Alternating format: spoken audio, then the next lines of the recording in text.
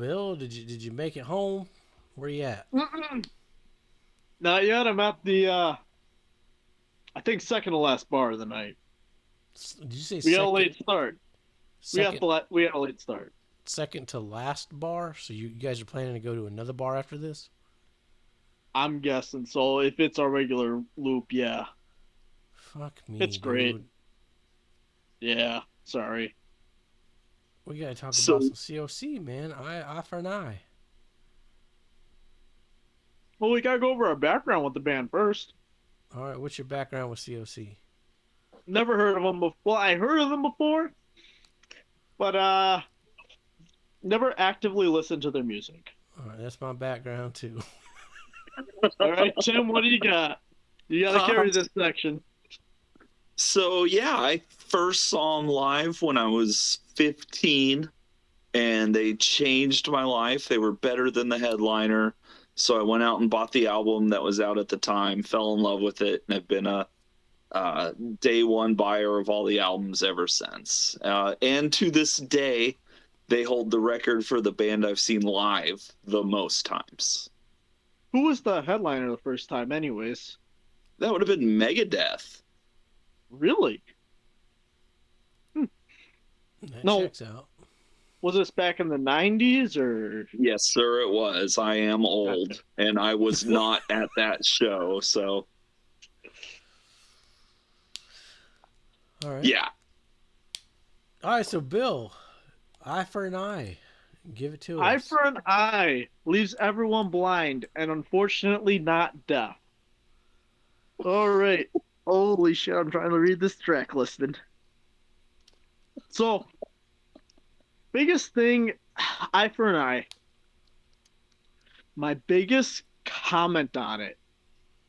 It felt like they COC wanted to have a Descendants album, but they weren't smart enough to do it, so they produced Eye for an Eye. That's Damn. my takeaway. Um, I mean, I got notes for all these songs. They didn't have as many instrumentals on this album as they did later albums, which will be a point I will have later on. Trust me. Um, it felt like, let's say, you could tell they were definitely a punk band, definitely a rock band.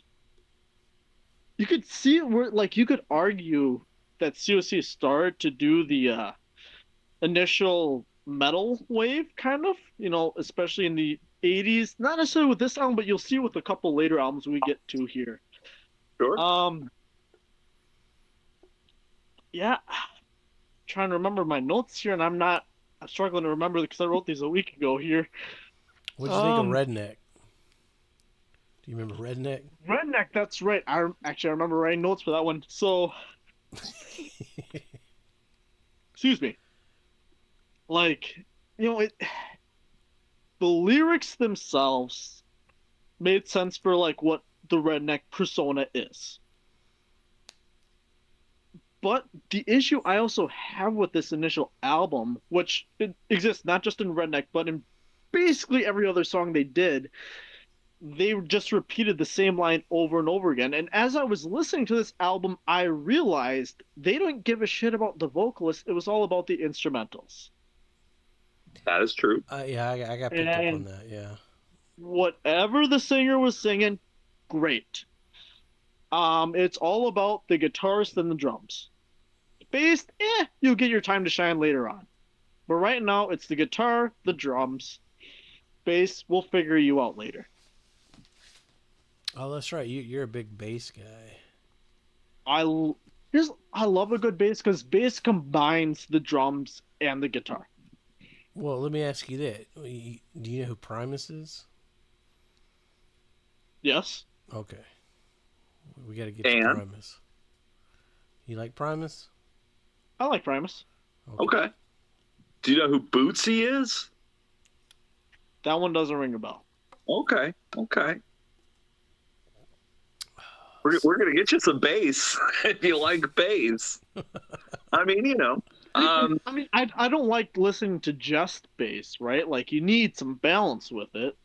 sure. Um, I mean, Just like, when I'm listening to a song or an album or a discography, I want some balance between the elements. I don't want, a guitar, drum, just those two elements headlining the entire fucking album. Or I'll be honest, the fucking discography at this point, from everything I've listened to. Like, you want to hear some vocals, you want to hear some bass coming through, you want to hear some other elements. Because, I mean, otherwise, it's just all glorified instrumentals. There's a Okay. couple. There's some good bass. There are some good bass songs in here, but, like, would you not agree? Majority of these songs are just guitar and drum headlines. The Well, first the album, the majority, first not album, all, yeah. but The bass yes. might sound like a guitar in places here because of the quality of the recording and the production. Like this is what, This was 83, a lower 84? quality, which we've all hey, go back and watch any initial videos, and I am a sucker for quality, I will admit. Sure. And punk rock is not synonymous with quality. Very true. I will agree with that as well. Yeah, However, punk punk can have good quality though. sure. I think But Descendants in proved that. And in the early 80s, the producers were still trying to figure it out. I So mean, a lot of the bands would sound great live, but not get captured properly on the recording. I don't know. I mean, it might just be because we're doing this right after the Descendants, but like I feel like the Descendants did a decent job though of balancing, and that was back in '84. Well, I was This going came to out in ask you, what, like, '86, right? when you go back to Milo Goes to College, and you were like talking about the screaming and yelling. How does that compare to Eye for an Eye? Doesn't hold a fucking candle. Like completely different on every level. Like this is, I'll call it dirtier, I'll call it messier, I'll call it whatever you want. Like not whatever you want, but like whatever you would want to call it. Like this is, It was a lot dirtier than Milo Goes to College, For sure. Yeah. which I'll is, I'll call it what I honestly thought the first time I listened to this, and it persisted every time I re-listened to it. In my mind, this album, it was a shitty Descendants album, is what I got out of it. It was a Descendants album that didn't have good recording quality, which the Descendants did in '84 with Miles Goes to College. So you can't argue the timeline. Like, yes, I agree with you, Tim, that they were still trying to figure it out from a producer standpoint, Mm-hmm. but like they've had their years, they've had their time to figure it out. Well, have they This though? is They're in all still kids 86. at this point. They're all still kids when they're doing this. Absolutely, but And does sometimes you that swing, just sometimes you because? miss. Well, that's the thing. Because they're kids, does that give them excuse then for making it not as good a quality, or would they have to then lean on the producer to help make sure they have good quality? Well, neither.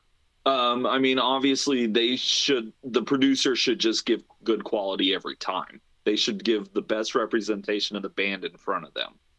Very true. Yeah. And being a kid and being in a punk rock band, you might not necessarily know that you got to tune your guitar before you go in and record. or Well, you could be like Nirvana and fuck up your tuning, and go in like 2 steps lower than what you meant to be, because you forgot you had Yeah. already tuned I your mean, guitar that it's down. just a crapshoot. It's Yeah, I such a mean, crapshoot. they're kids. And they're kids. yeah. And and don't get me wrong, I'm not taking away anything about them being kids, right? Mm-hmm. That is not at all what I'm taking away. However, again, looking from a more objective standpoint, which you guys know definitely a subjective listener for most things. Sure. Trying to look a little bit more objectively, especially when I don't know a band as well, I'm forced to look objectively. You got to, yeah. I mean, that's part Like, of Yeah, of what we course. do. you have to Of treat course. it like another band. I mean, Milo Goes to College. Milo was going to college.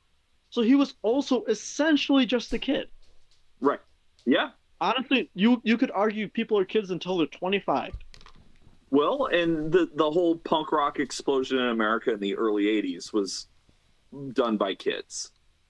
Like the whole scene, Absolutely. it was the last time the kids had a say in the pop Across the culture. board, Minor Threat to Yeah. Operation Ivy to they were The all Black Again, fucking and Flag, kids. I'm the not Jerry's kids, to the and farts. I'm not The, discounting that. They yeah. were I'm not discounting 15 that at all. when they did Operation Ivy. Like that is insane to me that they wrote music that at the age of 15. You know. Okay, so right, so like you have Operation Ivy and Operation Ivy, Descendants, everyone who did all that stuff compared to this album, it's not the same quality. It's not the same par that, albeit short, I have come to expect in this scene. So Sure. that is why I have interpreted it the way that I have. I mean, Yeah, I'm no, more it's than valid. open to like what you guys say, like what you guys think. And I'm definitely like not. Where was this recorded at? Was this recorded in North Carolina? Yes. That might play into it as well. They might not be as Yeah, it was at versus a Southern California, California. This or was, you know, that probably plays into it. yeah, all of the above. Yeah. I will say though, that's their coolest fucking logo. Oh, yeah. I mean, Mhm. iconic logo, right? Like, That's a cool fucking logo. This is one of their best album covers. I would definitely hands down agree with that. there's a fun story. I can't remember who told it. It was either Woody or Reed, but they got to meet Lemmy from Motorhead for the first time, and so they go up and they introduce themselves and like, hey, we're in a band, and Lemmy goes, I know you. You've got the second best logo in rock and roll. Yeah, eye for an eye. That's a. I don't know if I want to go through my notes, but Well, yeah, no, everything you say is valid. It is a rough punk rock record, yeah, especially on first listen. it's very. So, With multiple, and I'm not discounting that. Is that like I can understand. I can have some forgiveness for initial listen. It's just when you come to expect what you would want from a quality punk rock record, it just, for me, it fell behind. sure, yeah, I get that. That's cool. My biggest issue was the vocals. The dude sounded like he sounded like this, like he was miles away from his microphone. Lyrics were phenomenal, great lyrics. The music was phenomenal, but the production was awful. Like I don't know. This wasn't a Green Day's first record or a Descendants' first record or a even Minor Threat. Like it didn't have that. It was very it's a rough record to get through, but the songs themselves are worth hearing. To me, this is more College Town. I mean, come on. Like there's Oh some yeah, good no, fucking shit on this record. there are some phenomenal lyrics on this record that gets overshadowed by the blaring drums and guitar, though. And bass, yes, there are some bass that comes through strong as well, but like it's the blaring guitar and drums that overshadow everything, in my opinion. Yeah, I mean, negative outlook, fucking no dreams equals no dreams crushed. No hope equals no hope is false. No expectations equals no disappointment. And looking for a new outlook, always wanting to make a difference. Better take another look. I mean, that's like they may be fucking kids, but like they're kids that were speaking the same thing I was speaking when I was a kid. Shit I could relate to, I guess. Yep.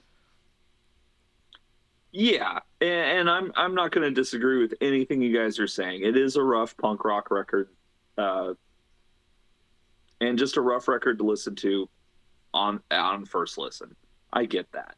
But like Jason said, some of these songs are just amazing. Rabid Dogs, great. LS, great. I love Indifferent, Tell Me, Minds Are Controlled, like all great songs. Poison Planet, What? You get both outlooks, negative outlook and positive outlook. Both will make appearances later. College Town is great. The title track is great. Eye for an Eye. I love that song. And then the album Title proper track was actually, yeah. Oh, and I do want to point out, I always do my first line of a record and I give it a rating of a discography. The first line of this discography is, "Not so long ago, the children laughed and played. Now they're just charred corpses, annihilated, they play no more." Gonna have to give that one a solid 5 out of 5. Tell me who has won when nothing remains. And the first track, the bass on the opening track is pretty fucking good too. Mm-hmm. But yeah, after Another that, thing I want to point out about this album is if you take the first 20 seconds of the first song, before the lyrics even come in, just musically, quality wise, yes, it's rough, but musically, they have that sound throughout their entire career. Yes, they do. Underlying, absolutely. Yeah, I will not disagree with that whatsoever. They never lose that initial, like, no, we know where we came from. You're goddamn right. They will keep the same instrumentals the whole way through. Well, you're damn right they will. Well, Bill, did you happen to listen to 6 songs with Mike singing? I bet you did, because it's the last 6 songs of Eye for an Eye on the streaming. I probably did. Yeah. I like these 6 songs better than I was a fan of Mike. I became a fangirl for Mike after hearing this. I was like, "Ooh, I like this guy." Yeah, Mike, of course, being the bass player. The early years are peppered, no pun intended, with a ton of singers. Eric Ike, I've never known how to pronounce his last name. He just happened to be the singer the week or whatever they recorded this. A lot of changes in this band. A lot of changes. But the core is always Woody on guitar, Reed on drums, and Mike on bass. And Mike and Reed end up sharing vocal duties a lot. This is Mike singing 6 songs. And yeah, the production on this is leaps and bounds above Eye for an Eye. The songs are performed better. The mix is better. Everything. You get a couple songs that aren't on Eye for an Eye. Yeah, 6 songs is great. I mean, Eye for an Eye is great too. I love both of these albums. It's great stuff. But yeah, you gotta really give it a chance. And I've been giving it a chance for 30 years now, because I'm old. I still remember it took me a while to really want to go back and listen to it. What album did you? When did you find COC? Like, what album brought you into COC? So it was actually on the Deliverance tour that I saw him live. I mean, when did you become a fan? Like, when did you? I saw them in January of '95. Would have bought their current album, which was Deliverance, February. But yeah, Eye for an Eye. That's an interesting one. Yeah, it's the start. Got to start somewhere. Damn right, it's a start. It's a start. Well, number 1 right now, Jason. Before you pencil mine in. It's number 1. Yeah, I guess you got it right. I guess right. You got to guess next on the next one. Oh, shit. I mean, the next one should be pretty easy too, but I think it will be. Yeah. Yeah. That's a good record. I think it's pretty self-explanatory. No, I mean it's definitely not the album to start with, and unless you started with it. If you were there in '83 and this was the first thing you heard, if you were there at the beginning, yep, absolutely. Yeah, but was but this at this 83 point, or 85? It was 84. It's technically 84? Okay. It was recorded in '83, released in '84, and then the 6 songs section was '85. Gotcha. Okay. Yeah. Yeah. And I mean, I've got a couple other things here. There's their first official vinyl release was on the Why Are We Here compilation, which I have, but for some reason cannot find. They were also on an Empty Skulls compilation with let's see who else is on here. Pandemonium, Crude SS, Ugly Americans, Pillsbury Hardcore, White and Hairy. There's a band name for you. Yeah. Um, and then they were also on the Cleanse the Bacteria compilation, which was put together by Pusshead. This one actually has bands that you've heard of. It's got 7 Seconds, Siege, Poison Idea, Septic Death, and it's got like a bunch of COC songs on here too. So, and they're all various quality. Sometimes Mike's singing, sometimes somebody else is singing, usually Eric. Um, I gave up on trying to keep up with who sung what. yeah. I mean, And yeah, there's also the very first thing they recorded was a demo in '82 that I have that actually features a couple songs that are on Eye for an Eye. It's got a couple songs that are nowhere else, and 2 songs I want to mention are Big Problems and Rather See You Dead, because they'll both pop up again in the '90s. But yeah, they put out a bunch of stuff as he did in the punk rock days of the early